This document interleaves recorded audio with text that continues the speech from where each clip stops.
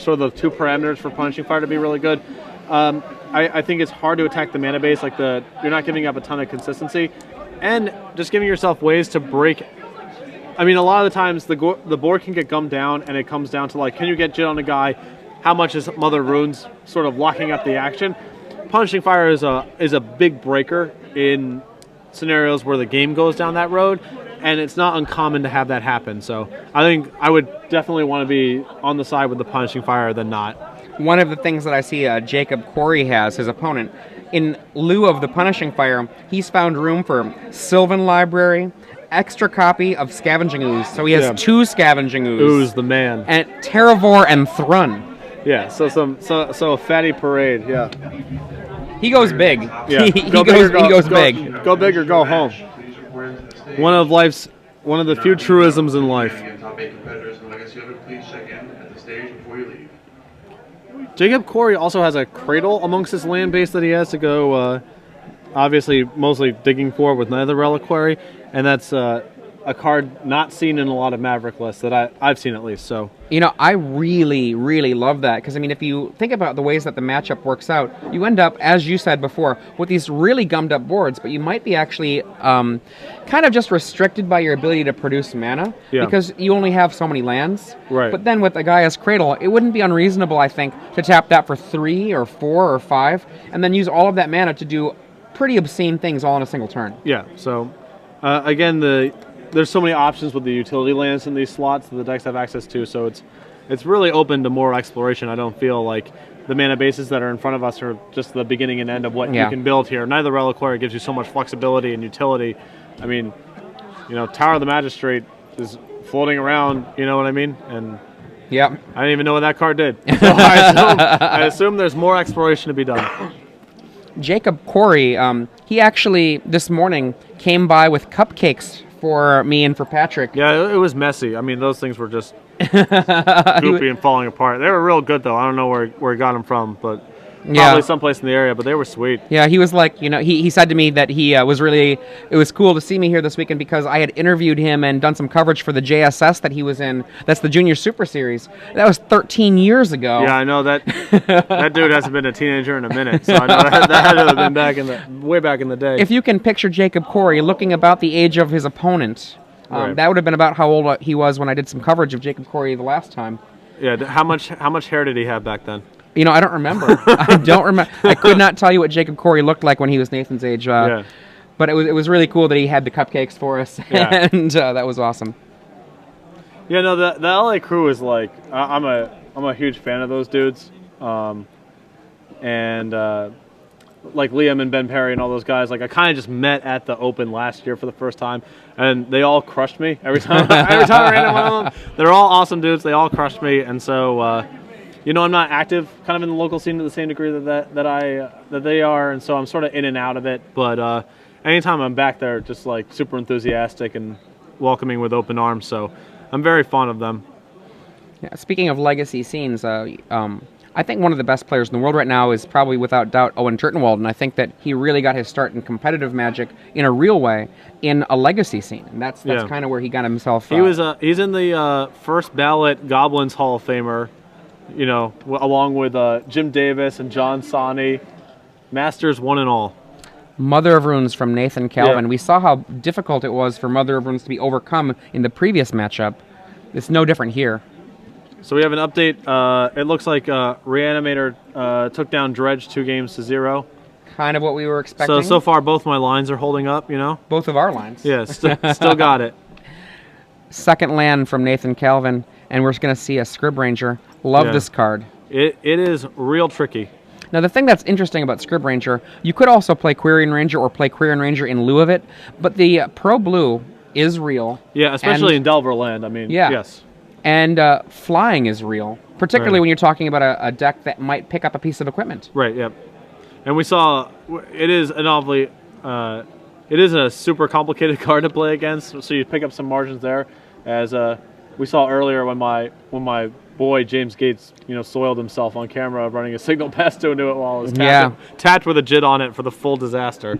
So, I think one of the things I love about Quirion Ranger, Scrib Ranger style effects is it's the kind of on-the-board trick people are so unaccustomed to playing against that Right. even though it's written on the card what it can do, what might happen, you can still just fall prey to it. Right.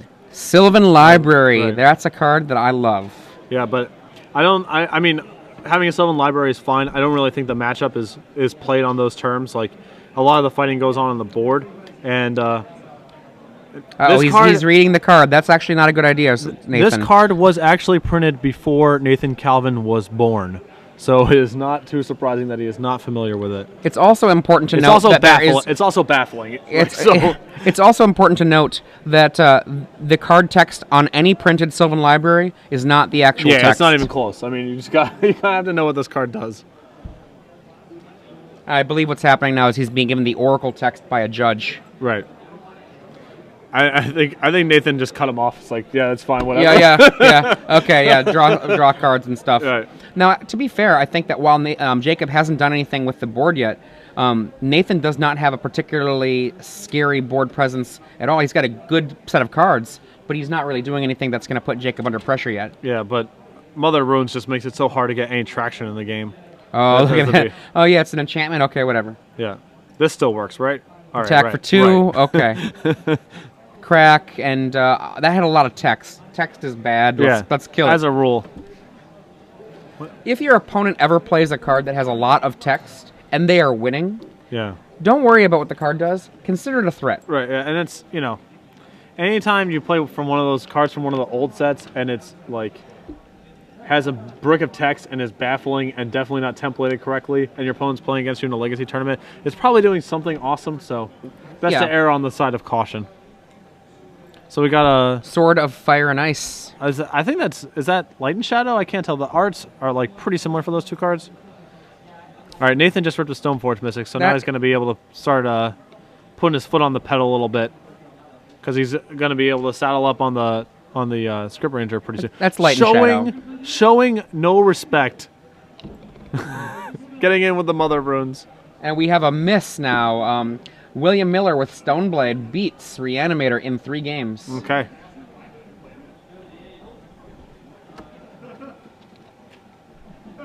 Mother of Runes just is like, I'm ready. Fight, fight, fight.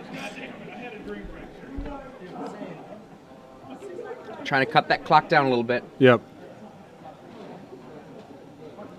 That's the ultimate, like, I just don't have any regard for you as opponent in a creature matchup. Mother of Runes is slapping him in the mouth.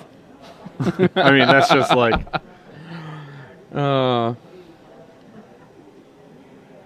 Our first possible creature? Knight of the Reliquary. That's a good creature. There's nothing wrong with it, but... I believe that's a teeny tiny Knight of the Reliquary. Yeah. Is he exiled? It is now, yeah.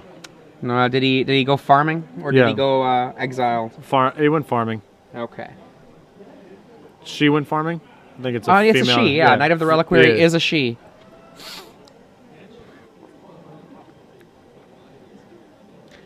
Making every creature that was in play there for a moment a female creature. So Nathan's hand is punishing fire and Jit. So he's got a ton of pressure in between Grove, and he has the Grove punishing fire thing set up. So now he's going to be able to pick off any mana creatures. He can start doming them out if the game gets gummed down. I mean, Jacob's getting blown out of the water here. Yeah, Jacob is really being torn up, and it's important to note Jacob's answers to a piece of equipment. Kasali Pride Mage is the only thing he can do. He does have 3 copies, and he does have 4 Green Sun Zenith, but that Umazawa's Jite needs to go and fast. Yeah, so this is... he's going to Jite answers Jite. So pick up 4 life, I guess.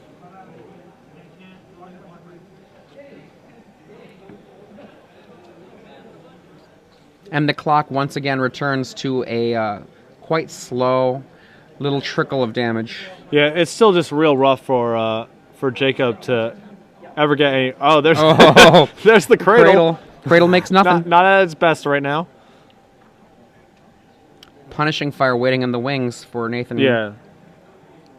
It's got a lot of angles.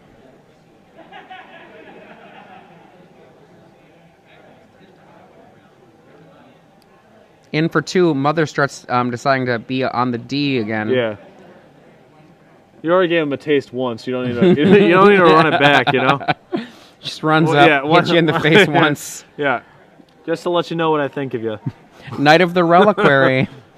This is a much bigger Knight of the Reliquary. Nathan actually has used some fetch lands. The specific size I can't quite make out with the cards off camera. Just up at the top of the camera there, but I'm going to be willing to bet it's in the 4-4 to 5-5 range, maybe even as big as 6-6. Scrib Ranger returns a The Savannah. Savannah, untaps the Stoneforge Yeah, Mystic. so now he has Punishing Fire up.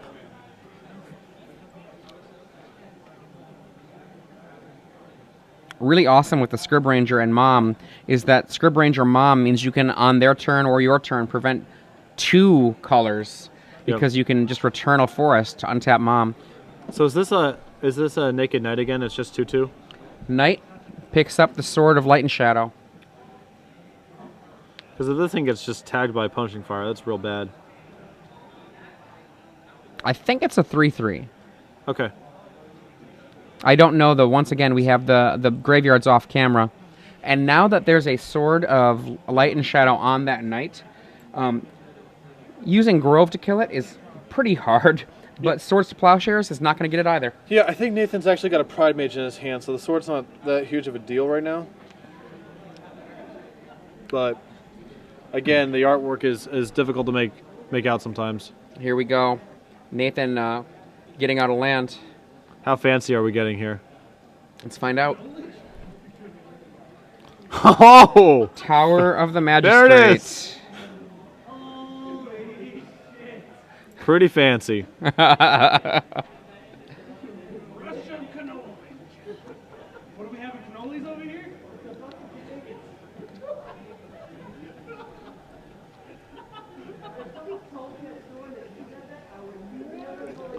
So he floated the mana presumably, and now he's going to probably just drop his Pride Mage down. Although there's less of a priority to do that now that he has Tower of the Magistrate up. Tower is such an awesome card. That was a card I wanted to see used way back then, but it just never seemed to be that opportunity to make it work. Yeah. A second Knight of the Reliquary for Nathan. He's really starting just to overwhelm the board in a way that's just incredible. Yeah, and again, Mother Runes is just preventing any sort of like, I mean, what are you supposed to do?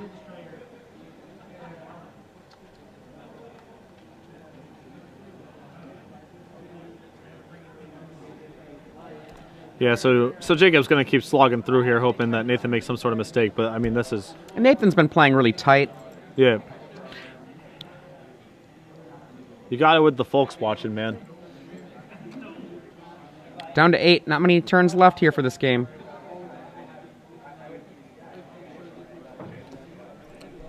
Jacob Kory's outs. Not so many.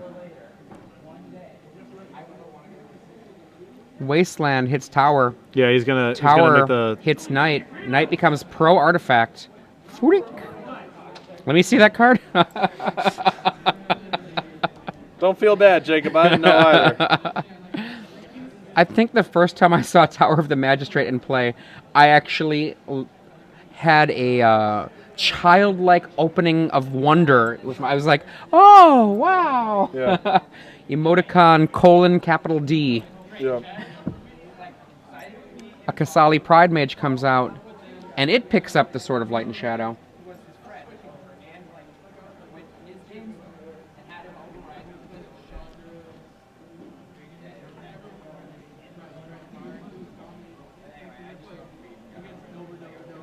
Yeah, this is a pretty bad grind. Bojuka Bog, Yeah. targeting Nathan Calvin, actually. That is pretty awesome with those knights. Make them tiny. Yeah, Not that they're going to stay tiny. right. If it wasn't so behind on the board, that would be a pretty big deal here, but...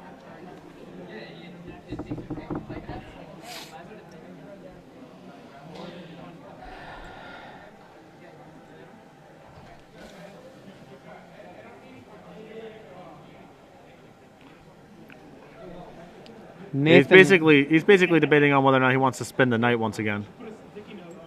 untaps. Yeah, he's going to do this at the end of the turn. It's basically just, he's just getting the spinning the wheels, getting the engine up and running again. He's going to get a fetch land and then fetch, most likely. Yeah.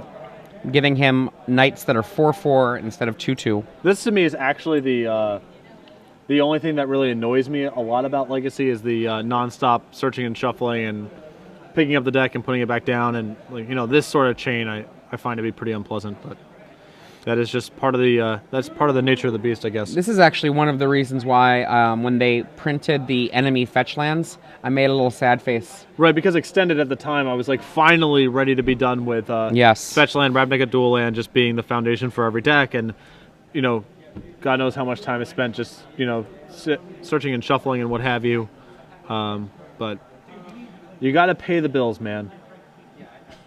Wizards is no different than the rest of us, so. There is a Savannah comes into play. Theoretically, should he want it, Nathan Calvin has access to 5 mana here.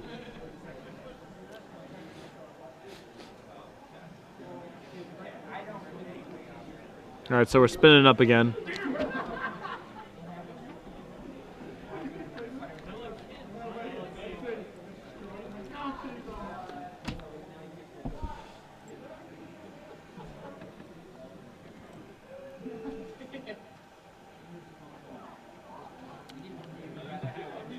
This time, no fetch land, just getting a regular old. Well, no, he already land. changed. He changed. Oh, did he change? I didn't see him do the 2. Yeah. I didn't see him do the 2-step. The Knight of the Reliquary 2-step. Pro green, perhaps? Yeah, I think this is just lethal.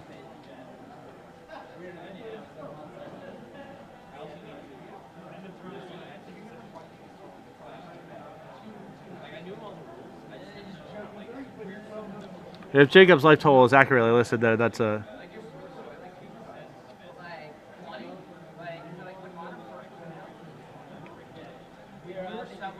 Like, he can Script Ranger and spin again, right? Even if he's 1 point short.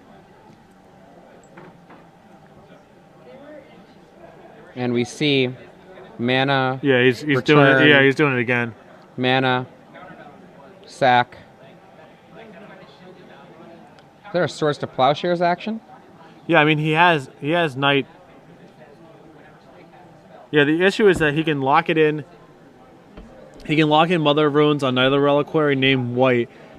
Yep. If he responds by Knight and Plow, he can untap with Script Ranger, set it again. Yep. Once Pro White gets locked in, then he can go with his Knight and do whatever to build up the attacking Knight for lethal. So as long as he just says Knight, Mother Runes the Knight, and sets to White before anything else happens, he's safe from any trick Jacob could have inside of combat. You can see how Nathan Calvin's mana is basically being sacrificed to the gods of damage now. Yeah, well, it's all he needs. It's to finish lethal, it off yeah. now.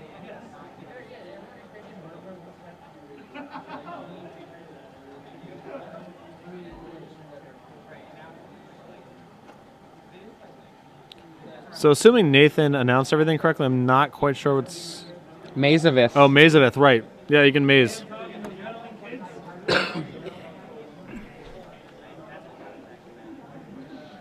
Ouch.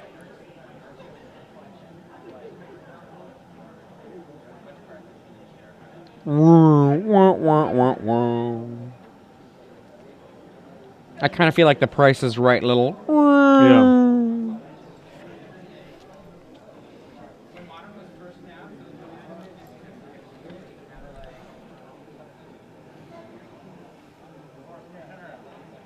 Go.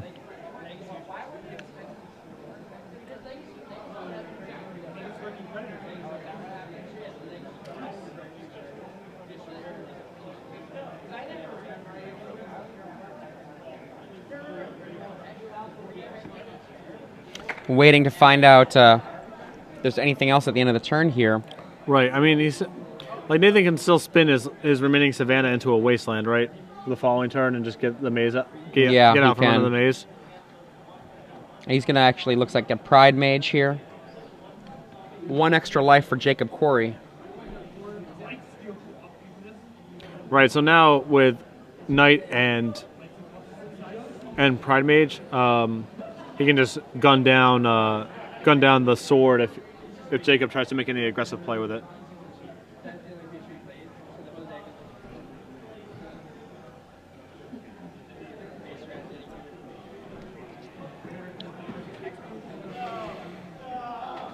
So yeah, Nathan went through a lot of trouble to induce the maze, but assuming Jacob can't really capitalize on the fact that the Mother Runes is down for the time being, the following turn he's just going to be able to spin into a wasteland and take out the maze and go from there. All right, so he's moving the sword over.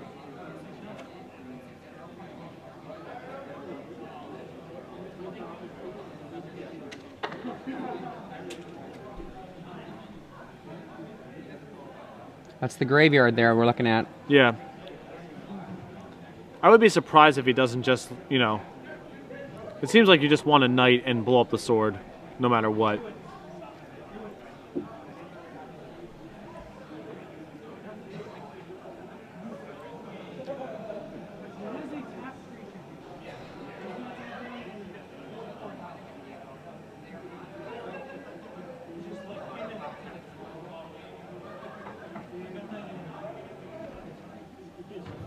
I think he's going to do exactly what you're suggesting. Yeah. Yeah, that's a cost, so he sacrifices the Savannah. Looks like there might be a response. In response, now that there's no way to untap the Mother of Runes, Yep. Jacob Kory swords his mom. Goodbye, Mom. Yeah. I still think he's facing down like Mega Lethal next turn. I think each of those knights might Yeah, be it's just- lethal yeah, all by itself. Right. I don't have the ability to see the full graveyard right now, but if we saw Nathan Colvin's graveyard for the knight count, I bet you it would be substantial. He's getting his own Maze of Eth. And he untaps the Knight of the Reliquary from Jacob Kory. Doesn't want to throw away his Scrib Ranger here, basically. Yeah, I guess I just don't understand how that plays better than getting a land and just blowing up the sword. I hear you.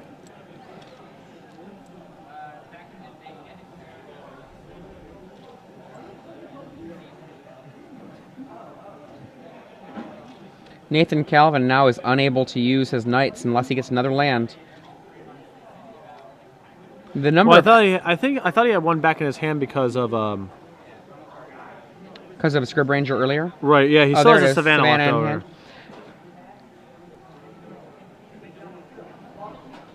Yeah, I think I would have just gone and gotten Wasteland there and blown up the sword, take the hit, and then... There are only a grand total of, doing the count here, 1, 5, 7 forest cards in Nathan's deck. So his knights are not an infinite resource. Right. Reset with a new mom. Nathan has 2 moms. One's gone. Here's the new one.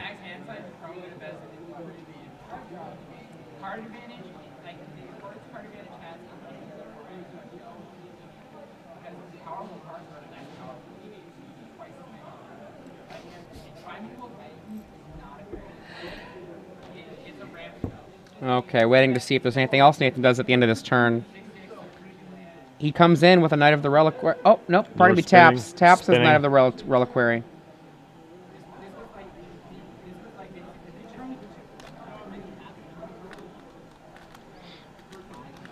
Yeah, so he's wasting the maze.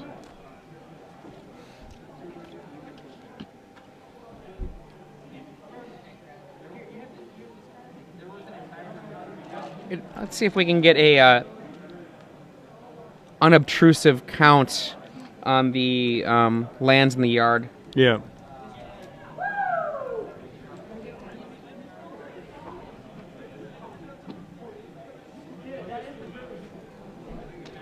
Now, one thing we've got to be careful about is in trying to get the size of those Knights of the Reliquary from our table spotter, that the table spotter doesn't give away unintended information to the players. So you just ask to pick up and look through everything. That way they don't know what you're looking for.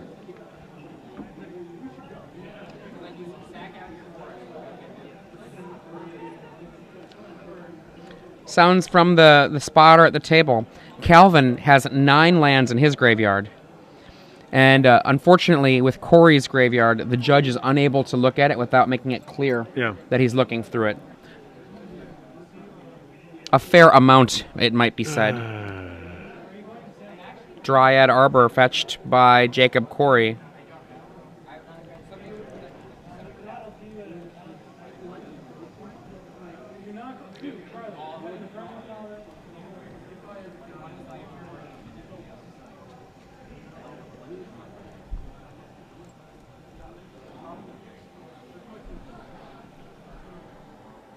Here we have Knight come on in. Oh, pardon me. Nope, Knight is just spinning away the Dryad Arbor. Right. This feels like the green-white decks I built back in like '94 with my buddies, where it's like we just all had our crawl worms and no one felt safe attacking. And it's like these are the same decks, just the creatures got a little bit better. Horizon Canopy.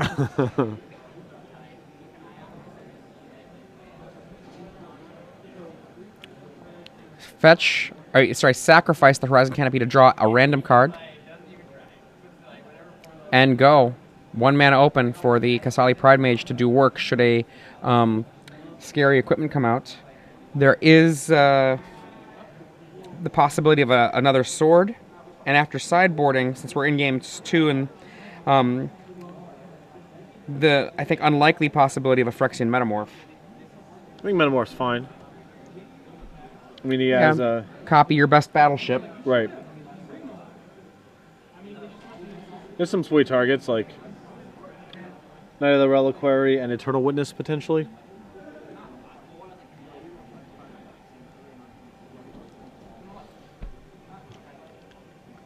Fetch from Jacob Kory.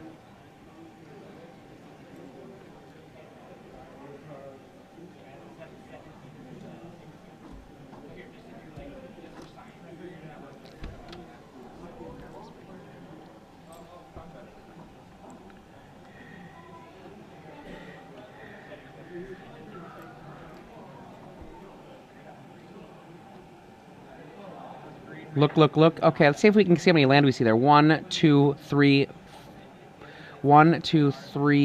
4, 5, 6, 7, 8, 9, 10, 11, 12. Minimum of 12 lands in Jacob Kory's yard. There could be more, though.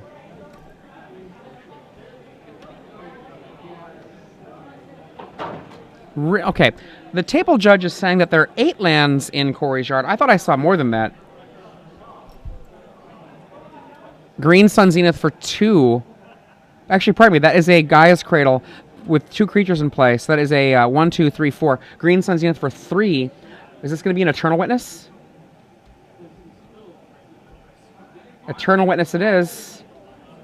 Green Sun Zenith shuffles back into the library. Jacob Kory is going to be able to retrieve his best card from the yard, whatever that might be. That might be an Umezawa's Jite. Any thoughts? Umezawa's Jite, Swords to Plowshares?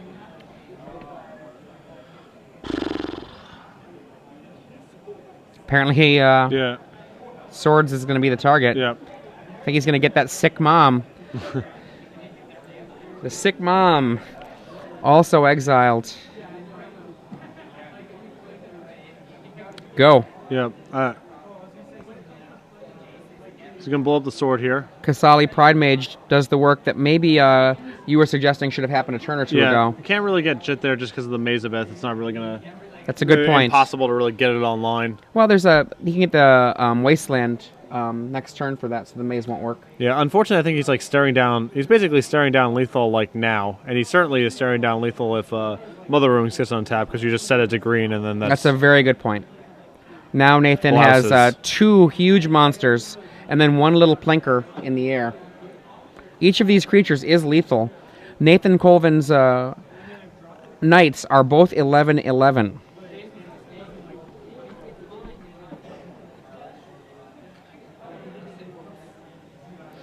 Jacob has at least 9 lands in his yard now that Wasteland hit. Actually, that makes Nathan's 12-12. Yeah.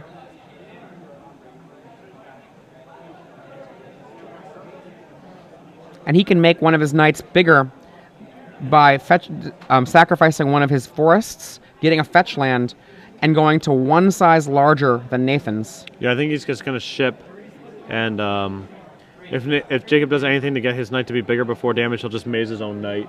Yes. The Knight of Reliquary maze trick that would normally be available is not here for a forest, but that doesn't stop you from just untapping and getting your guy out of combat. Yep. Or in this case, getting your gal out of combat. So assuming he's, basically it looks like Jacob's debating between a new draw with Horizon Canopy, or if he's going to get Wasteland and waste the maze, and it looks like he's settled on Horizon Canopy. More of an issue of mana efficiency since he has the option to go and get the Wasteland the following turn.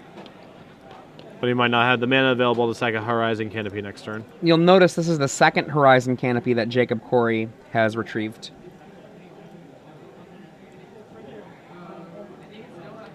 And Nathan untaps his own Knight of the Reliquary to protect the Knight. Eternal Witness bites the dust.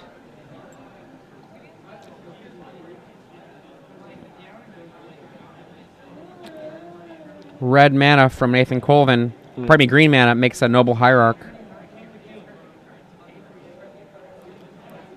I see a Windswept Heath fetched immediately. Jacob Kory drops down a little bit further.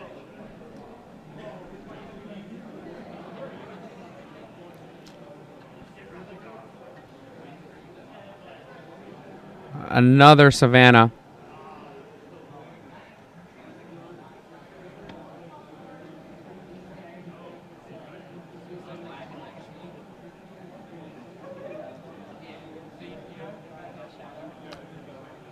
Is that a green Sun Zenith's hand? Oh, boy. Oh, boy. That's the ooze. Prepare to lose.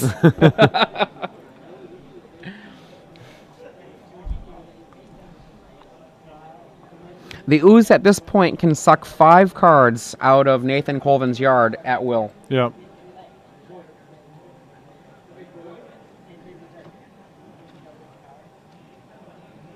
This is not enough, unfortunately, to make the Knight of the Reliquaries stop being lethal. But next turn, the turn after that, they will stop being lethal. Right. The Scrib Ranger is still going to be clipping away, and Yep. Nathan has some big draws, like any piece of equipment, assuming he now has white mana. Any piece of equipment's a huge draw. Like, he also just drew a plow, which is insane. No mana to cast. Oh, you Noble got the Hierarch. Noble. Noble Hierarch. Yeah. Hiding in the plain sight.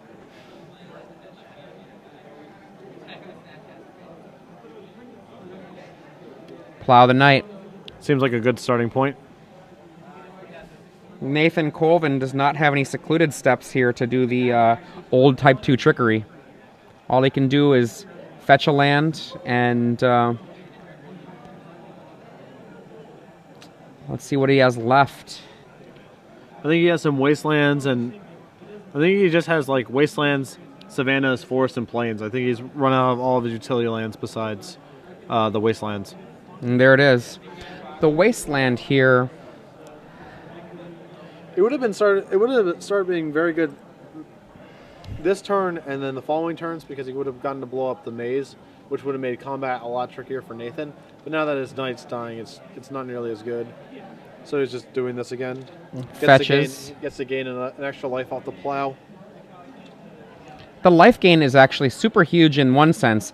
Now the knights from Nathan are actually not going to be lethal, Yeah, he's got a little because more the ooze can suck up a lot of the land from Nathan's yard, and thus he will be able to take a pretty big hit. He probably will still have to chump with, I believe, his Kasali Pride Mage, and then sit behind his ooze. Yep.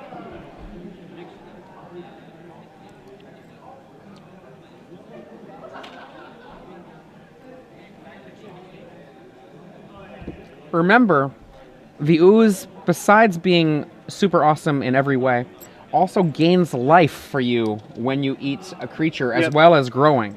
Yeah. There's a lot of utility for 2 mana. One of the reasons that a lot of these decks don't run Tarmogoyf, and that it's uncommon to see a Tarmogoyf, is that Ooze often plays the same role as Goyf. While giving some random game for against, the Dredge and Reanimator decks of the world, too. And the green-white deck is definitely, it's not short on guys that are good at brawling, but it is short on ways to disrupt the unfair decks. So it's not surprising to see Ooze be preferable to Goyf. You have plenty of guys like Goyf. You do not have a lot of utility like Scavenging Ooze.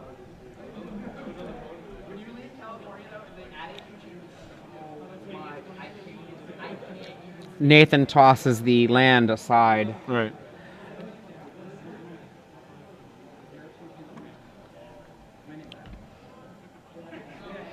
Apparently Calvin's Knights have become 5/5s.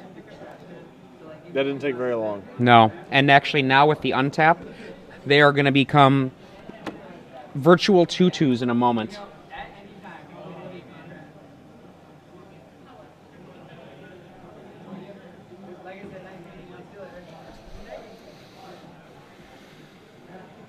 Green Suns for Zenith 3. For 3.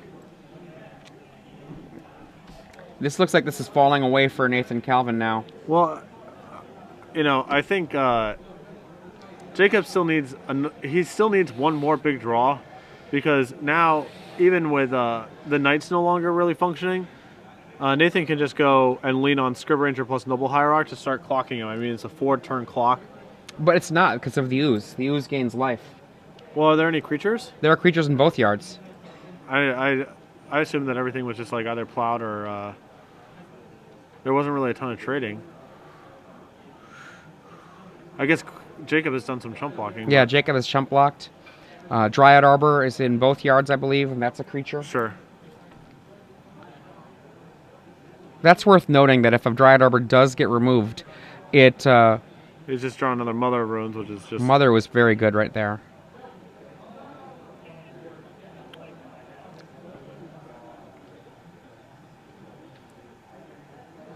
Scrib Ranger comes in the air for 2.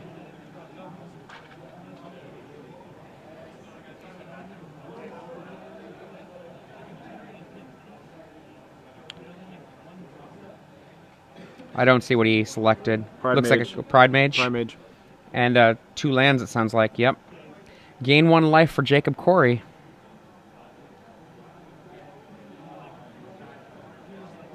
Oh my goodness. Stoneforge Mystic. Is there anything left? Oh, do you see that? Nathan Calvin's head drops right to the table. I have been really impressed by the way that Jacob has played this game. I mean, he looked dead to rights a bunch of different times, and just clearly he knows this matchup quite well. Batter Skull.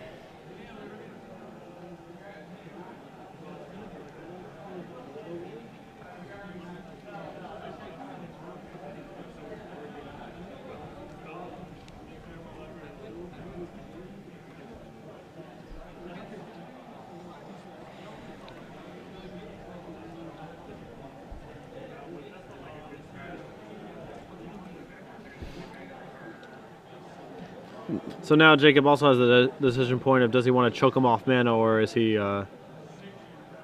looking to get that maze off the table? The maze is just really annoying. Well, he has another spin with the knight, right? As long as he's not planning on attacking the very next turn. Yeah. Because he can go spin, go get Wasteland, And he goes after Stoneforge, my Battered Skull, untap, and then kind of Yep. go from there. And he goes after the mana. And Jacob says, after much contemplation, go. Seems reasonable.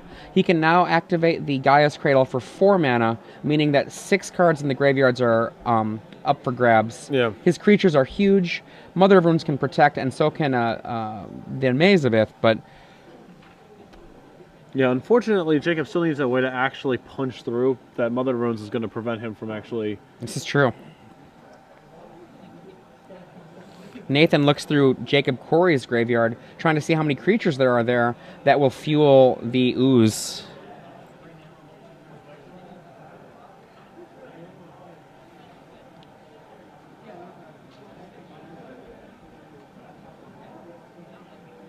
The turn that I think that the momentum in this game switched is when Nathan went for the attack, and the Mazavith from the open night of the Reliquary stopped the attack from being meaningful.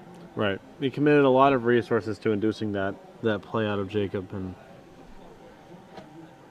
it was not an efficiently spent turn, and him basically using his turn that way gave Jacob enough breathing space to start actually getting the board stabilized. If you remember on that turn, he basically brought back, sacked bunches of land, and then used his Scrib Ranger to untap and went pretty much all in. He also just drew a Path to Exile, it appears. It's a good card. In comes Scrib Ranger for 2.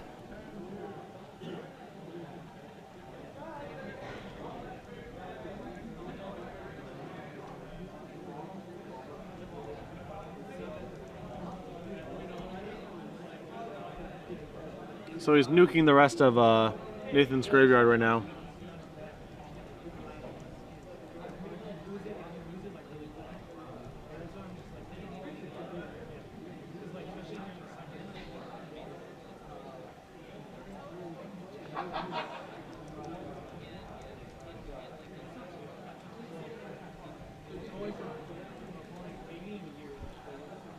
Yep, so he spins the knight and goes and wastelands and wastes the maze.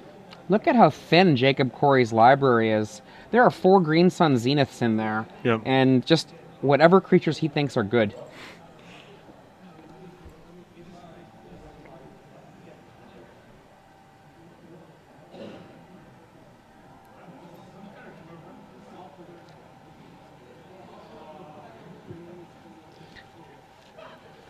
I love seeing Bojuka Bog in play. That's just one of my favorite cards in Legacy.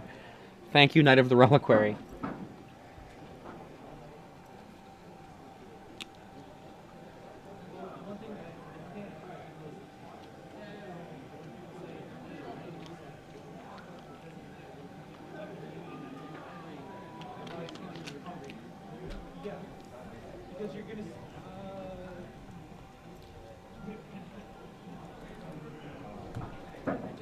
Yeah, so he gets in for another 2 with the Scrib Ranger. Go ahead. Happy to hold down the fort with Mother of Runes. Here comes the Germ, equipped to a Batterskull. You're totally correct, though, about the situation with Mom on Nathan Colvin's side.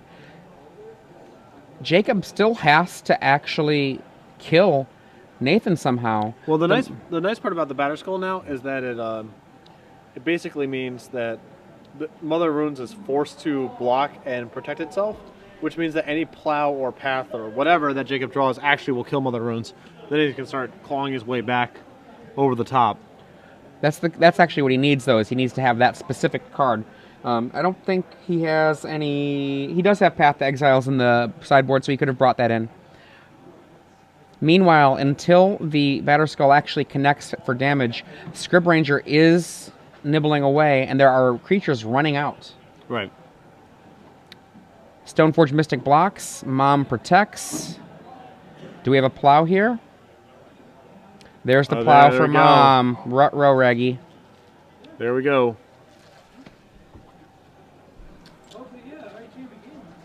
Now Jacob is looking to be in a very safe position. Yes. That was the final piece of the puzzle. Now he's actually going to start doing some real damage.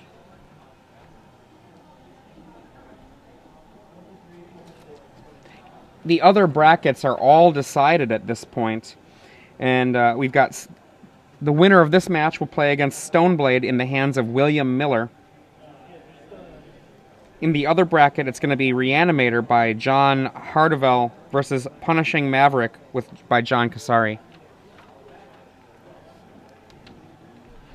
Jacob Kory untaps.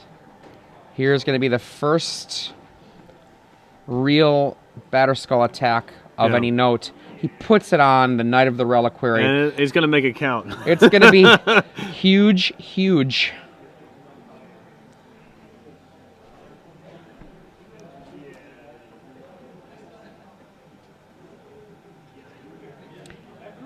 In comes this Oh! Path to exile. So that means that Nathan is still presenting lethal next turn between the Scrib Ranger and the Knight. Now remember, Scavenging Ooze can keep Jacob alive if there are enough creatures. I think everything's already been stripped out. Oh my goodness. I think there might be one creature left. We'll see.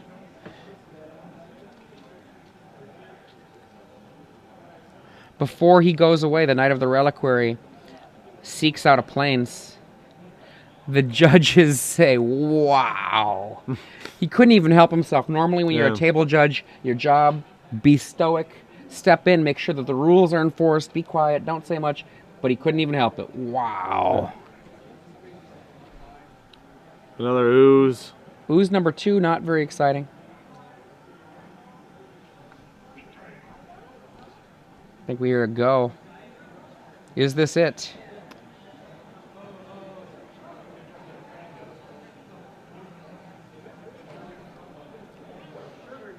No point in thinking about it, man. In the air for 2. Get in there. If it doesn't kill him, maybe a punishing fire will do. Yep.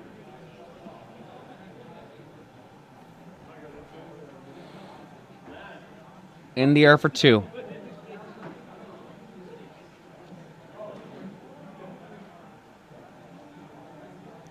Uses the ooze. I think there's a Kasali Pride Mage in his yard.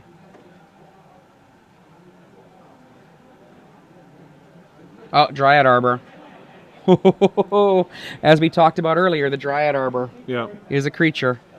But I think he has Punishing Fire in his hand, so that's not enough to get it done. But the red gives Jacob life. Yeah, so he's going down to 1, Grove up to 2, and then Punishing Fire to 0. Oh, you're exactly right. Exactly 0 damage. Wow. Which means game 3. Jacob, in spite of losing that game, Jacob played that game real well. I totally agree. I was impressed. Yeah.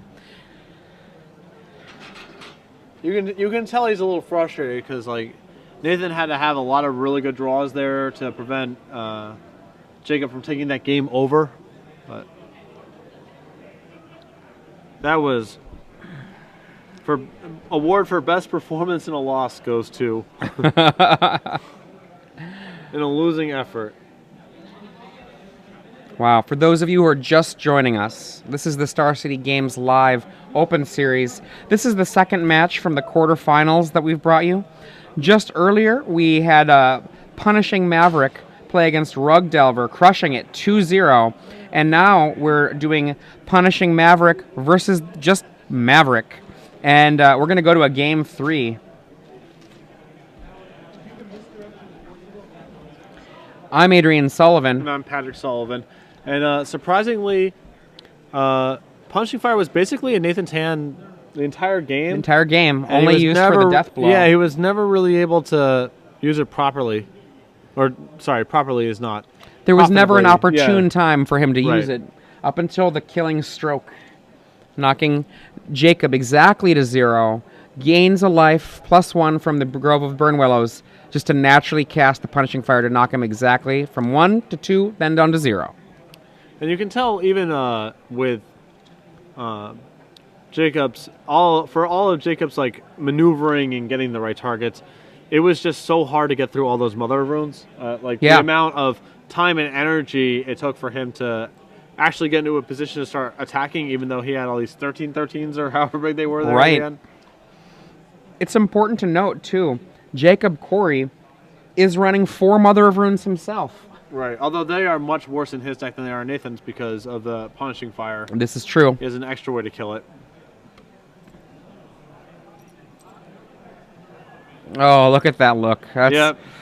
That was a good game. You know, that I have been in that position where you play a really hard-fought match. You play your heart out. You lose. But, you know, it was just a good game of Magic. Right.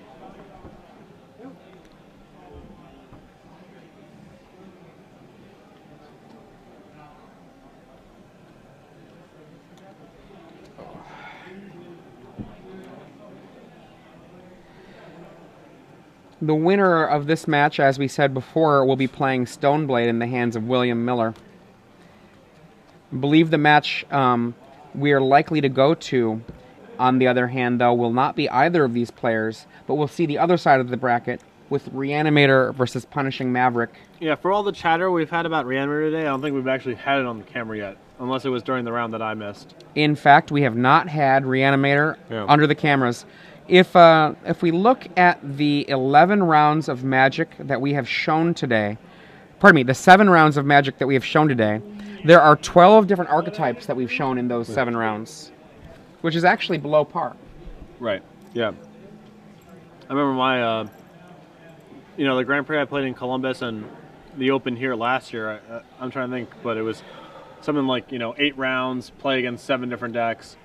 Columbus was 16 rounds, play against, 9 different decks or something like that, so. Jacob Kory elects with the option to draw. Yeah, I mean, the game went to turn 1,000,000, so. Right. Yeah, I was thinking about my last 2 Grand Prix Legacy events, and I think I day 2'd both of those events, and I think in all of the rounds that I played, there might have been an overlap of 1 archetype out of all of the rounds of 2 Grand Prix. So what's interesting about the decision to draw here is, from Jacob's perspective, the major potential disadvantage is Mother Runes gets online. All of his answers to the Mother Runes are work on the draw just as well as on the play. They're the plows and the paths. The other side of that is that it means that Nathan now has extra additional answers to Jacob's Mother Runes, because now his Punishing Fire is online on the play. You can also tag a Noble Hierarch or a Dryad Arbor. So a lot of his turn 1 plays become much worse, but it does give him an extra draw step, a little bit of extra insurance against Mother of Runes, and because the game dragged out for so long, it's possible the extra card is just worth more than the tempo. It also is good just in terms of one of the simplest reasons to draw. The power of your mulliganing is better. Right. And, this match, basically the way I look at it, either someone is going to push the other person over immediately because they've stumbled, or it's going to drag out like we just saw. Yeah, it's going to be a big slog. All it takes is a single stumble, for example, and then you can have a Knight of the Reliquary just go, well, you stumbled, wasteland you, next turn wasteland you, right, and it's done.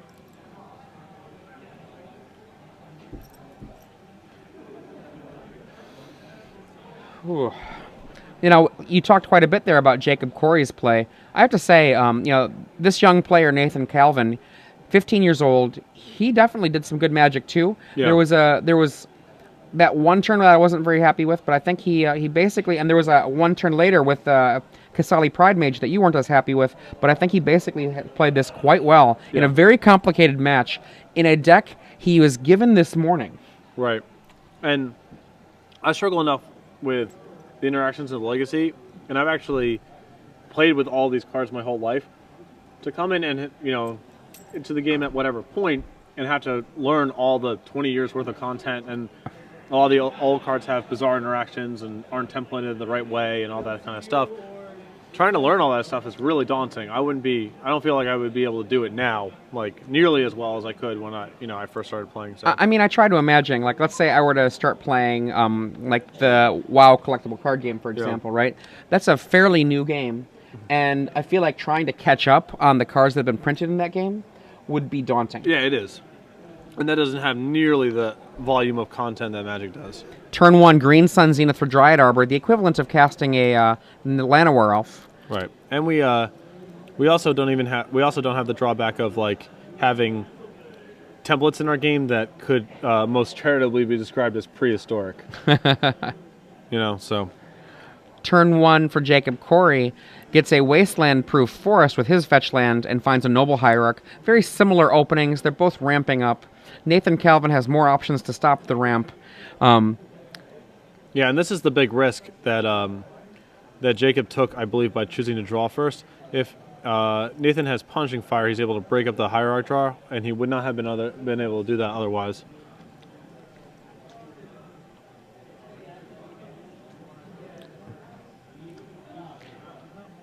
And Nathan quick consults his hand before he makes his final selection with his fetch land. Another Savannah.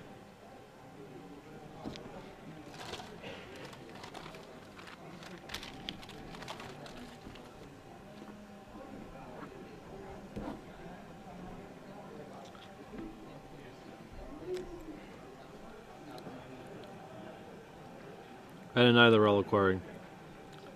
She is a good knight. So this will be the first test of the game. Yep, he has an answer. That is a Swords to Plowshares for the 4/4 Knight of the Reliquary. So now I believe Jacob is mulling either whether he wants to cast Stoneforge Mystic or use a Wasteland. And he does Wasteland. Says go with his Forest open, threatening nothing. Taiga here for Nathan Calvin.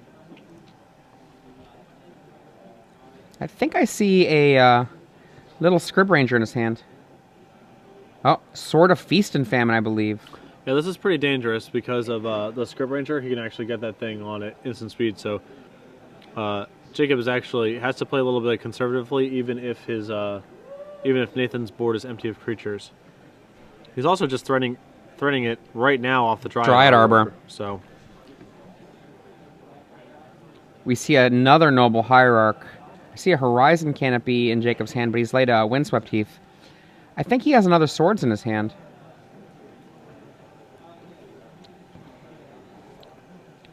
But even if this even if he goes to equip the Dryad Arbor, and it induces Jacob to plow, that's a pretty big victory, I think. Oh yeah, losing a Swords to kill a Dryad Arbor is not exciting. Right. If we learned anything from the second game, is that the matchups, like, there are a couple cards that matter and a couple answers, and the rest of the decks are just sort of filler. Like, it's not going to be powerful enough. Dryad Arbor is not really one of those cards, so getting a plow or a path put there instead of against some other runes or another reliquary is a big win. And in response to the Scrib Ranger being cast, Jacob Kory fetches, and I think we're going to see the sad play of Swords. Yeah.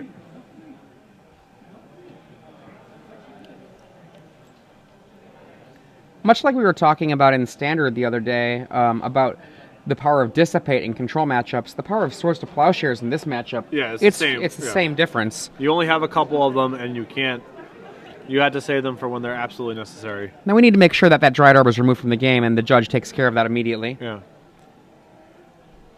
1 mana is fetched from that Dryad Arbor before it is left for the world.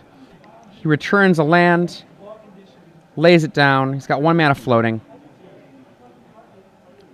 With that 2 mana, makes a Kasali Pride Mage, says go. Horizon Canopy. This looks probably a knight, I would guess. I agree. And a Stoneforge Mystic in hand.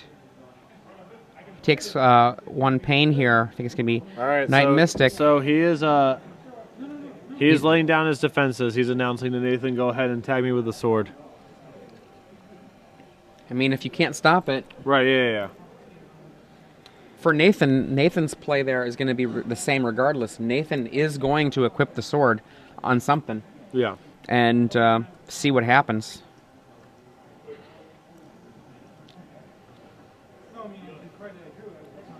Yeah, I like that play from Jacob's perspective because Nathan's probably not in a position to believe any sort of swords or path bluff with him having already cast 2.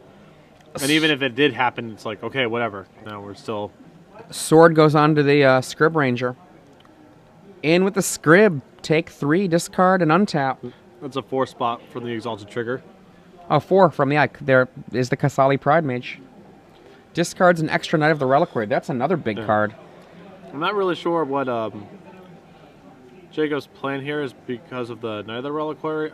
Because of the Pride Mage. He basically has to rip Plow to be able to stick that Jit. Well, he can fetch with the Knight of the Reliquary next turn a Maze of It to stop the Sword of Feast and Famine for good. Sure. I'm just saying I'm just surprised to see him discard Knight of the Reliquary as opposed to getting rid of the Jit.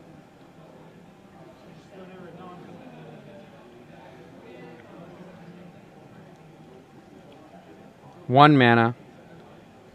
Fetches. Oh, he's drawing off the horizon. Yep. Pardon me, draws. I meant to say sacrifices, but Hopefully everyone understands the horizon canopy is gone for the card draw. And then he taps down. No, he's going to fetch or crack the knight to get rid of the forest.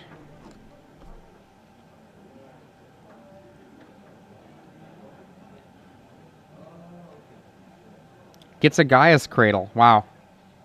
Gaia's Cradle here taps for 1, 2, 3, 4 mana. Yep. Taps it immediately. So ripped Oh, the Zenith. wow. Zenith for 3.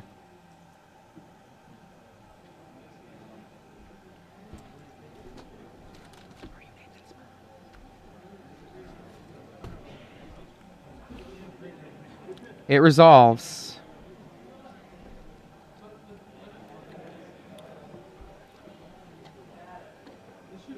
Okay. So he has the He's got answer. 1 mana floating if he wants it. He got a Yeah. Kasali Pride Mage there. Right.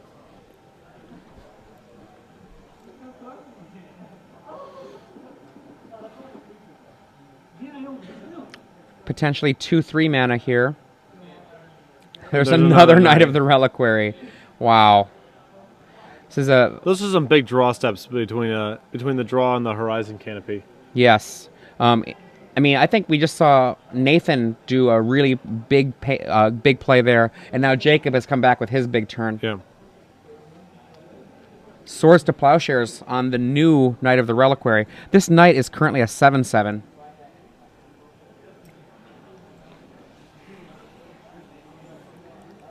And the Knight, she goes away. If he had plow, I'm a little surprised he let him go into that turn with the knight. Third land here for Nathan Calvin, dropping a forest.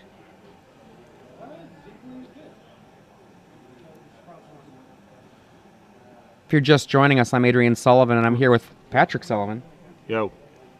Nathan Calvin on the right. He's a current reigning California State champion. Just lost his sword there to the Pride Mage.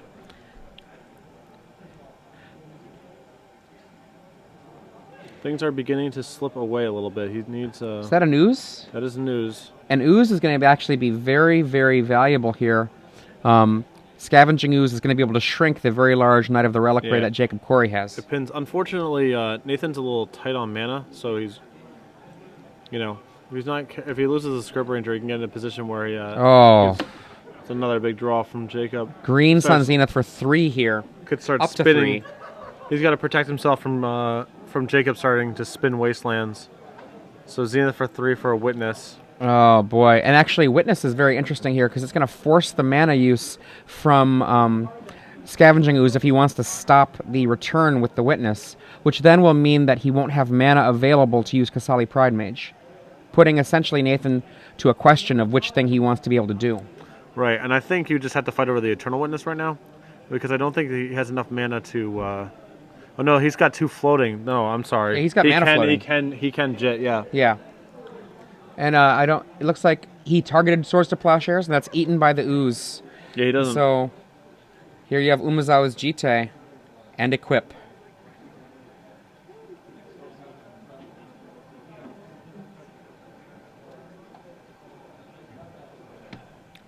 Jacob had 3 or 4 just huge draws there in a row.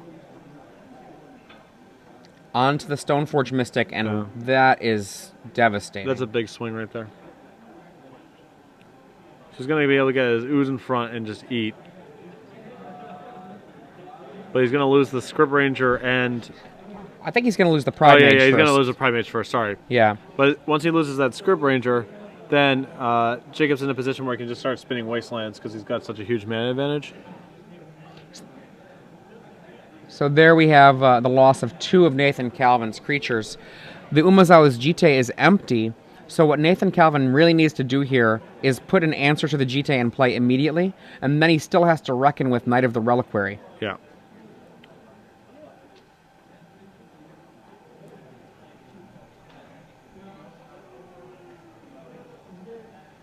Misty Rainforest there. And Jacob's decision to draw first has definitely paid off here because the game has not been really tempo oriented. Yeah. It's been a grind fest, and Knight of the Reliquary hits the play. I believe that Jacob's Knights of the Reliquary are 9/9s and that Nathan's are currently 5/5s. Jacob had a bunch of huge empty-handed rips, but he wouldn't even been in a position to have those rips if he didn't have the extra card to begin with by going second. So, Yeah, and that is correct. 9-5. 9/9 for Jacob and 5/5 for Calvin. If Nathan were playing against a lesser player right now, yeah, I mean, I think yeah. he would be in really good shape. But Jacob has not given him any, When luck meets skill, man, it's just like that is. That is just what it is. Nothing to be done. If you don't have to choose between the two, why not do both, right? Right. Now we're going big. And here comes the Knight of the Reliquary. Yeah, now we're just If Nathan pouring it Calvin, on. if Nathan Calvin has a Dryad Arbor in his deck, he can fetch a Dryad Arbor with the Misty Rainforest, block with Right. it, then return it with a Scrib Ranger. Right. So he's still not out of this if there's a Dryad Arbor in his deck. I don't remember if Nathan Calvin already has a Dryad Arbor dead, or if he knows the play's there. No, it got plowed. Remember, it got plowed very early in the Oh, game. it got plowed. Right, Does he have yeah. a second one? Nathan Calvin does not have a second one. Right. And that's it. Nathan Yeah, knows you it's just pack it over. up, yep. Packs it up. Oh, So very hard played match by was- Nathan there, but that was a great match. yeah, that was awesome. Maverick here, taking down Punishing Maverick. But Jacob, that was.